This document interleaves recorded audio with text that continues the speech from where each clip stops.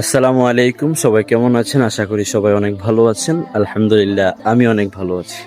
কোনো ব্যক্তি যদি শুধু দুনিয়ার প্রতিদান চায়, সে তাকে দুনিয়া আল্লাহ দিয়ে দেয়, অর্থাৎ দুনিয়ার মধ্যে আল্লাহ টাকা পয়সা ধন সম্পদের মালিক বানাক, সে যদি এমন চায় তাকে আল্লাহ অবশ্যই দিয়ে দেন। কিন্তু আল্লাহ পাক রব্বুল আলামিন সূরা নিসার 134 নম্বর আয়াতের মধ্যে বলতেছেন, যে ব্যক্তি কেবল দুনিয়ার প্রতিদান চায় তার স্মরণ রাখা উচিত যে আল্লাহ দুনিয়া ও আখিরাত দুনো কালেরই প্রতিদান দিয়ে থাকেন এবং আল্লাহ সবকিছু দেখেন এবং আল্লাহ সবকিছু শুনেন। এই জন্য শুধুমাত্র দুনিয়ার প্রতিদান চাইলে হবে না, আল্লাহর কাছে চাইতে হবে যে আল্লাহ আমার দুনিয়া ও আখিরাত দুনো কালের প্রতিদান তুমি দিয়ে থাকো।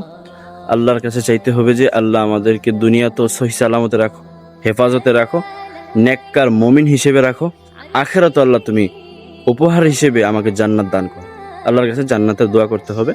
এই জন্য শুধুমাত্র দুনিয়ার প্রতিদান চাইলেই হবে না। আশা করি সবাই বুঝতে পেরেছেন।